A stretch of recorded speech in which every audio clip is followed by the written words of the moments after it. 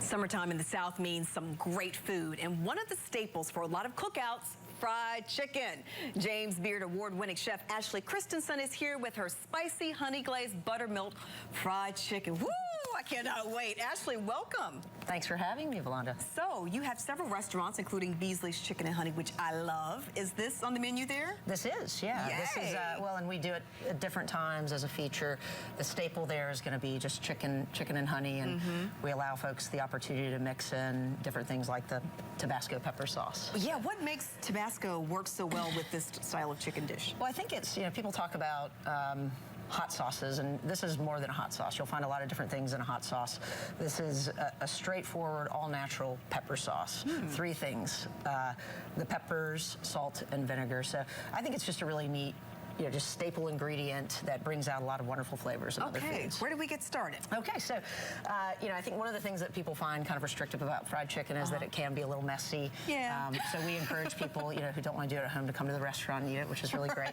But, so I grew up with my mother frying chicken quite often. She's a great Southern cook, and one of my favorite little tips from her was we start with some brine chicken. Very simple, just much like the Tabasco, 3 things in it. Just has some water, salt and sugar, and what that does is to just impart some flavor into the meat. And how long do you let it sit there in brine? So we do it for about 12 hours. So it's something that you can start the day before, take your pieces of chicken, put into the fridge, sitting in the brine, and then you just walk away and until you're ready to go back and cook. And so, so we've got chicken that's coming up right on its 12th hour here in the brine. It's been in the fridge. We just pulled it out, and we're going to take this chicken and drop it into some buttermilk. And there are all different ways to fry chicken, of course, and this one's pretty straightforward, and I love it because you get the flavor of, the really beautiful, well-seasoned, high-quality chicken. So we got a few pieces here, and we're just going to make sure those are nice and coated in the buttermilk. And then one of the, as I was discussing earlier, kind of the things that can get a little messy is the dredging. And so one of the things that makes great fried chicken is making sure that you get everything really covered with that flour and that coating. So I'm going to ask for a little assistance there. If you'll support that from the bottom. So this is flour? This is flour. It's seasoned with just a little bit of sea salt. Okay. Very straightforward. So we're going to drop a couple pieces of this guy in here.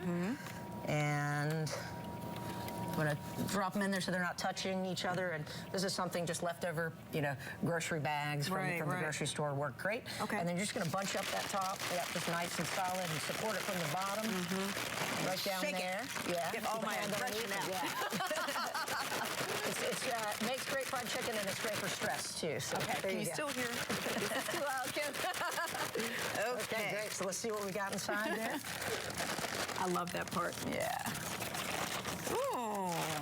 But I always also just love the sounds of the kitchen. When we heard that when we were kids, that meant something really good. Yeah, dinner's almost ready. So, I grew up eating, my mom's from the South. She's from Memphis, Tennessee, and she's always fried chicken. And my dad, who's a Northerner, was a hobbyist beekeeper.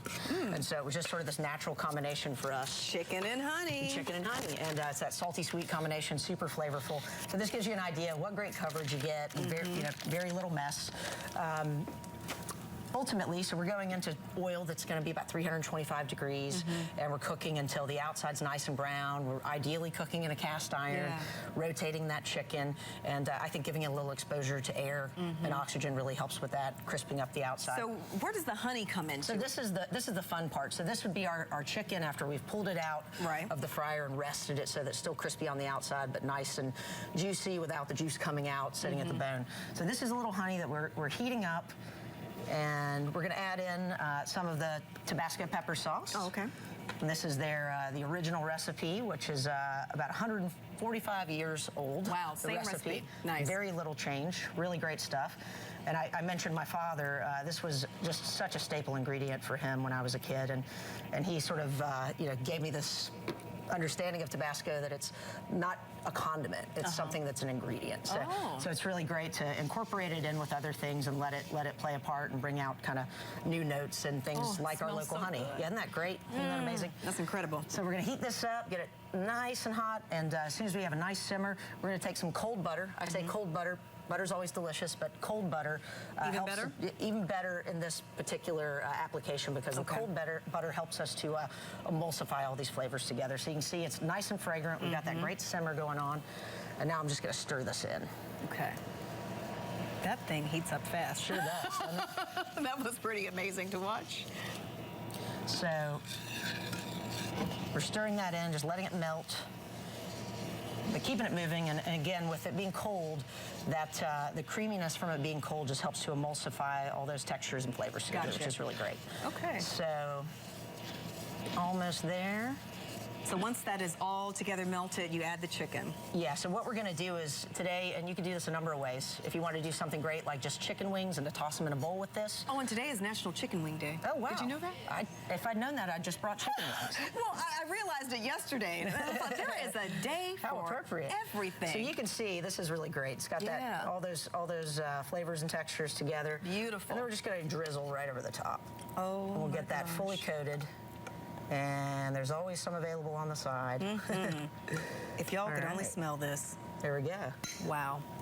Can I get a little bit more on that piece right there? Yeah, absolutely. I'm about to crush that one, There we y'all. go. Okay, there we go. All right. Awesome. All right, thank you, Ashley. Okay. Yeah, let me know what you think. I don't want to eat over the whole thing, so I'll put that down. Okay.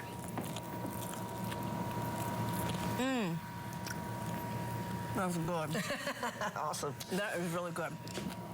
Okay, while I eat, tell everybody what's going on with you, what your new restaurants are. Oh, yeah. So we've got a few new projects, a restaurant coming online fourth quarter, hopefully, if not the very beginning of upcoming first quarter. It's called Death and Taxes.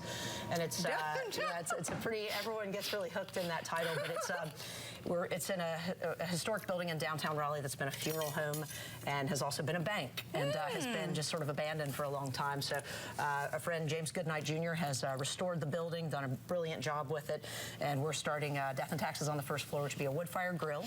Lots of the principles of all of our other restaurants, and certainly of Fool's Diner, and just over North Carolina hardwood, and cooking great stuff, great fresh North Carolina stuff over North Carolina hardwood.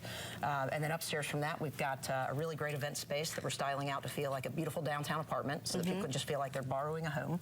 It's going to be called Bridge Club, and we've got a really neat cellar space there as well with the original bank vault from the bank, which I think is going to be a lot of fun. So our wine guy will have his first official big cellar, Matt Fern, who's very excited about that. And then we actually have a commissary kitchen that we're building at an old sandwich factory in the Warnicky area. Great news. Yeah. Ashley, what a pleasure. Thank you. It's been great being here. Thanks for having me. Thanks so much. We'll be right back.